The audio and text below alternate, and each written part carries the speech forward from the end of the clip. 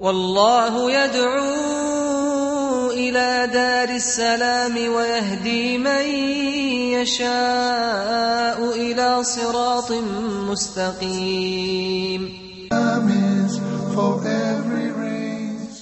Bismillah. Assalamu alaikum. Peace be to you, and welcome to this episode of Beauties of Islam. I'm your host, Yusuf Estes, and I wanted to continue talking about one of the beautiful concepts in Islam, and that's the belief system. The belief system in Islam is something that's so amazing that someone like myself, who had never heard about these things before, found resolution in many of the questions, many of the things that I've been thinking about all my life. I was thinking, how is this, and how is that, and how does this work, and how could that be, and where is God, and is there a God? What's the purpose of life? And all of these beautiful concepts that we find in Islam give us not only resolution, but it gives us peace.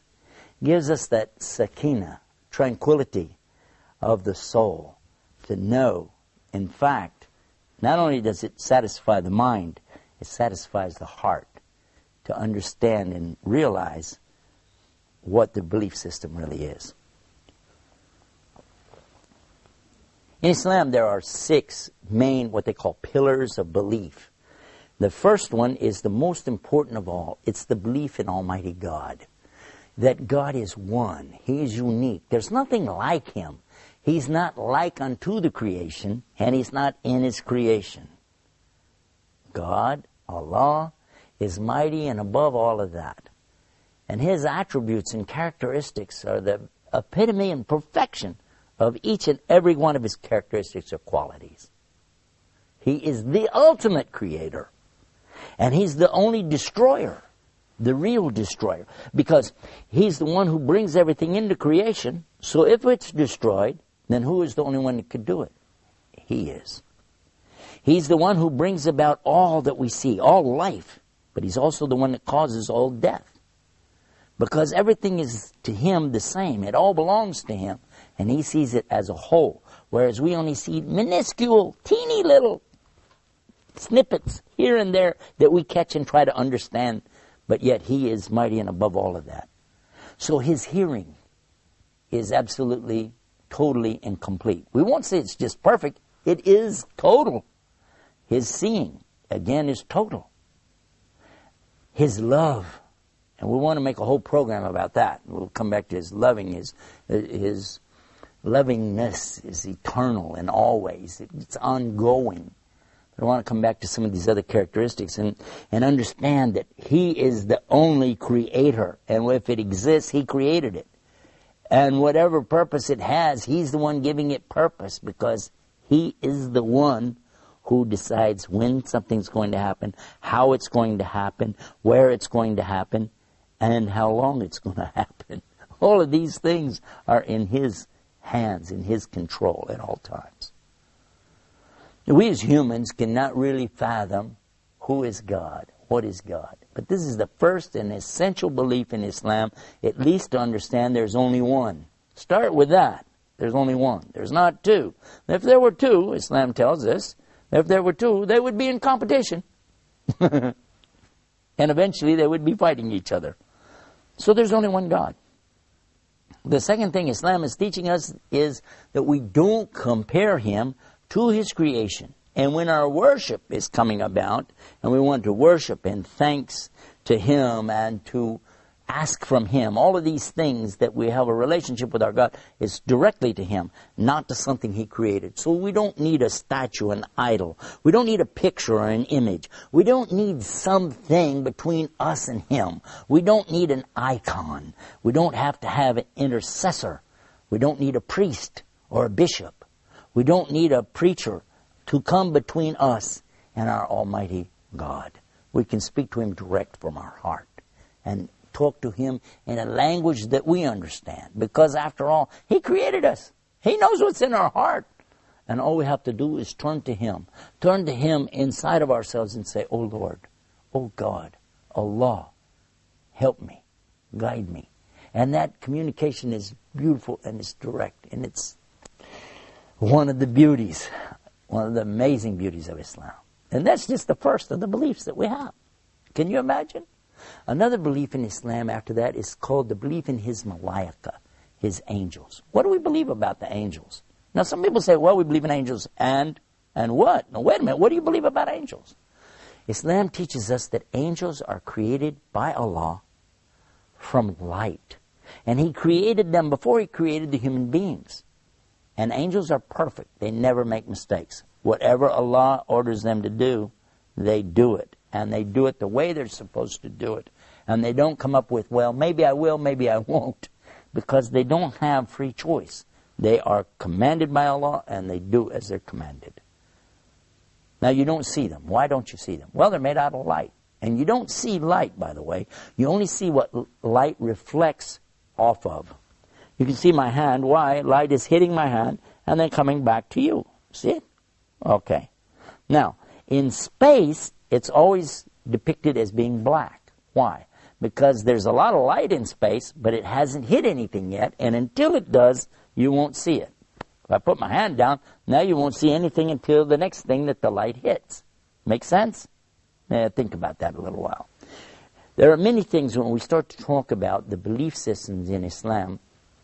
As you begin to grasp more of it, it all makes sense. Even the small details. Let me give you another example of that. When we talk about the next of the creations of Allah is the jinn. Allah created another type of being after He created angels. Before He created human beings, they're called the jinn. What are the jinn? In the Old Testament, they're referred to as the Ephraim. These are mentioned as the mighty sons of God in chapter 6 of Genesis, verse 2. But in fact, what we understand about them is that they are not humans, yet they have some of the human quality, which is to be able to make choices. Some of them, by the way, are believers in Allah, and some are disbelievers in Allah. Some of them are good and some of them are bad, and they still exist today. And you're going to say, now wait a minute, but I don't see them. But you don't see the angels either. And you don't see these because they're made from a kind of fire that has no smoke in it. Now, think about what I just said. We're going to come back. We're going to pick up right there and give you a break. And we'll be right back with more Beauties of Islam. Islam is keeping up the pace. Islam is for every race. Brothers and sisters, to increase your iman. خيركم من تعلم القرآن وعلمه ورتل القرآن ترتيلا. Learning how to recite the Quran properly, learning the meaning of what we recite, including the ahkam from the verses which we recite, trying to implement what we learn in our daily life. We'll listen to the participants and the guests. We'll take your phone calls. We're going to recite live.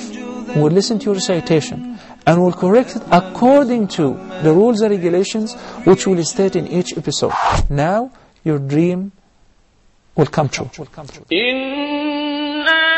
نَحْنُ نَزَّلْنَا الذِّكْرَ وَإِنَّا لَهُ لَحَافِظُونَ.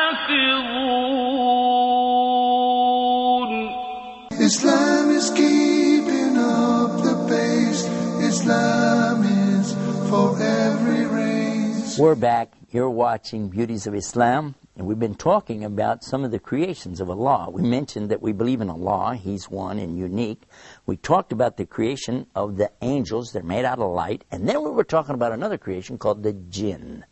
Now, what is this about the jinn? Why do you have to believe in that? Well, they're part of something called al-ghaib. Al-ghaib means the things you don't see, the unseen. You agree and I agree. We don't see Allah. Okay, so He's in the ghaib, the unseen. We agree there are angels, and you don't see them. They're in the ghaib, unseen, made out of light. And now the jinn, and we don't see them. They're also in the ghaib. They're made from a fire which has no smoke to it.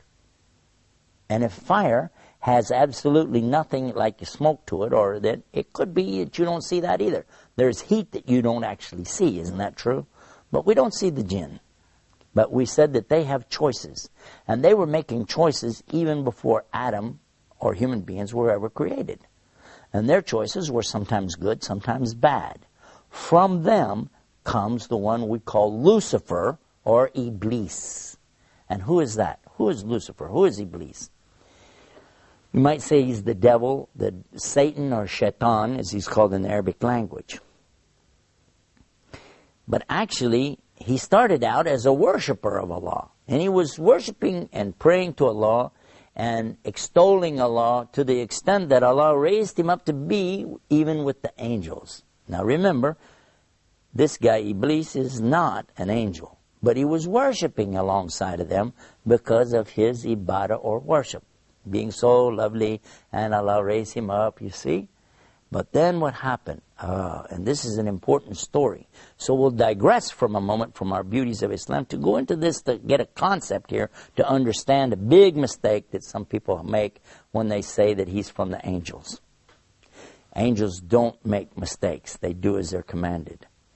So when Allah created the best of His creation, what did He create? He created Adam, the human being. He created Adam from what? He created him from mud or clay or dirt. Huh? And when He created him, He said, لَقَدْ خَلَقْنَا الْإِنسَانَ فِي أَحْسَنِ تَقْوِيمٍ, that He created Adam in the best of molds. The human being created in the best of molds.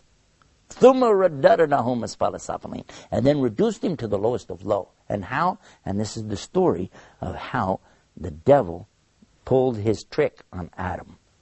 But we don't come to that yet. I want to show you what happened after Allah created Adam. Allah ordered all the angels, bow down. And all the angels did because they have to do as they're commanded. And they bowed down. All of them bowed. Except Iblis. He didn't bow down. Now if you read this in context, you'll understand that he was not an angel. But if you just read the words, all the angels bowed down except Iblis, you'll say, well, see, that means he was an angel. But otherwise, in the Quran, we find in other places that Allah said he wasn't an angel, but he was from the jinn.